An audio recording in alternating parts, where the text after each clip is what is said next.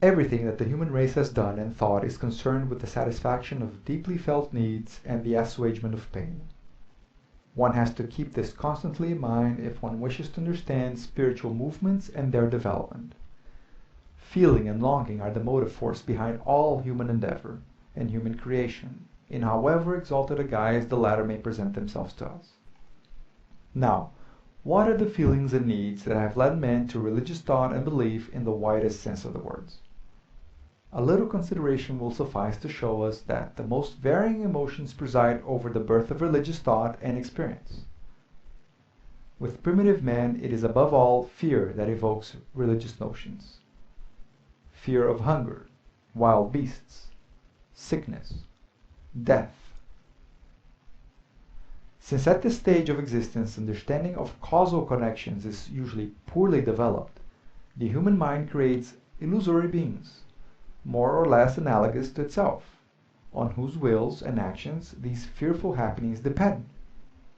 Thus, one tries to secure the favor of these beings by carrying out actions and offering sacrifices, which, according to the tradition handed down from generation to generation, propitiate them or make them well disposed toward a mortal. In this sense, I am speaking of a religion of fear. This, though not created, is in an important degree stabilized by the formation of a special priestly caste, which sets itself up as a mediator between the people and the beings they fear, and erects a hegemony on this basis. In many cases, a leader or ruler or a privileged class whose position rests on other factors combines priestly functions with its secular authority in order to make the latter more secure.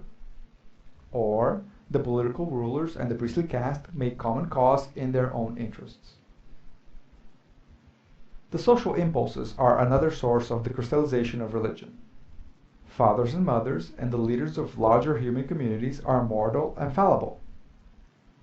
The desire for guidance, love, and support prompts man to form the social or moral conception of God. This is the God of providence, who protects, disposes, rewards, and punishes. The God who, according to the limits of the believer's outlook, loves and cherishes the life of the tribe or of the human race, or even life itself. The comforter in sorrow and unsatisfied longing. He who preserves the souls of the dead. This is the social or moral conception of God. The Jewish scriptures admirably illustrate the development from the religion of fear to moral religion, a development continued in the New Testament. The religions of all civilized peoples, especially the peoples of the Orient, are primarily moral religions. The development from a religion of fear to moral religion is a great step in people's lives, and yet, that primitive religions are based entirely on fear and the religions of civilized peoples purely on morality is a prejudice against which we must be on our guard. The truth is that all religions are a varying blend of both types, with this differentiation, that on their higher levels of social life the religion of morality predominates. Common to all these types is the anthropomorphic character of their conception of God. In general, only individuals of exceptional endowments and exceptionally high-minded communities rise to any considerable extent above this level. But there is a third stage of religious experience which belongs to all of them, even though it is rarely found in a pure form. I shall call it cosmic religious feeling. It is very difficult to elucidate this feeling to anyone who is entirely without it, especially as there is no anthropomorphic conception of God corresponding to it. The individual feels the futility of human desires and aims and the sublimity and marvelous order which reveal themselves both in nature and in the world of thought. Individual existence impresses him as a sort of prison, and he wants to experience the universe as a single significant whole. The beginnings of cosmic religious feeling already appear at an early stage of development, for example, in many of the Psalms of David and in some of the prophets. Buddhism, as we have learned especially from the wonderful writings of Schopenhauer, contains a much stronger element of this.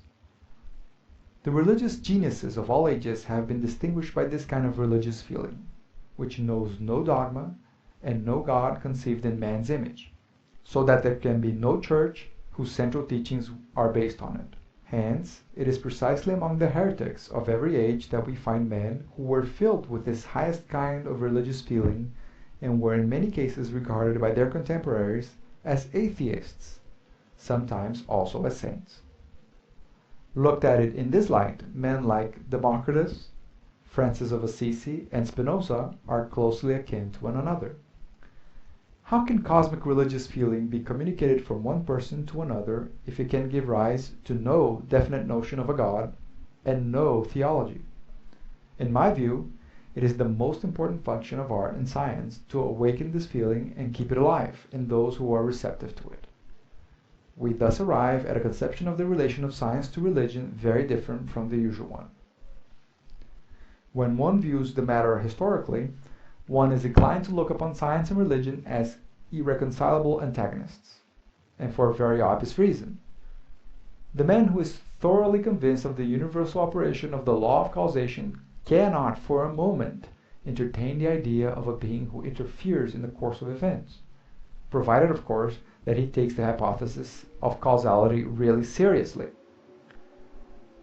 He has no use for religion of fear, and equally little for social or moral religion.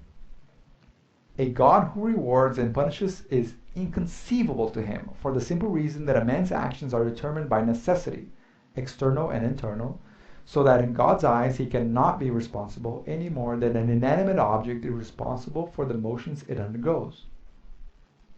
Science has therefore been charged with undermining morality, but the charge is unjust.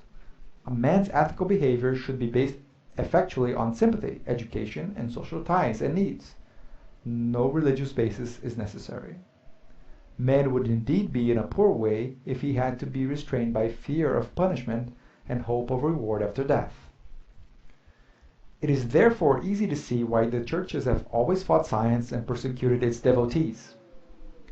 On the other hand, I maintain that the cosmic religious feeling is the strongest and noblest motive for scientific research.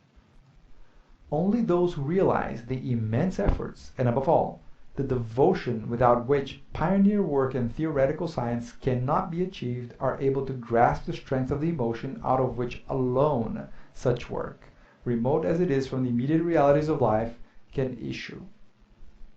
What a deep conviction of rationality of the universe, and what a yearning to understand, were it but a feeble reflection of the mind revealed in this world, Kepler and Newton must have had to enable them to spend years of solitary labor in disentangling the principles of celestial mechanics. Those whose acquaintance with scientific research is derived chiefly from its practical results easily develop a completely false notion of the mentality of the men who, surrounded by a skeptical world, have shown the way to kindred spirits scattered wide through the world and the centuries. Only one who has devoted his life to similar ends can have a vivid realization of what has inspired these men and given them the strength to remain true to their purpose in spite of countless failures. It is cosmic religious feeling that gives a man such strength. A contemporary has said, not unjustly, that in this materialistic age of ours, the serious scientific workers are the only profoundly religious people.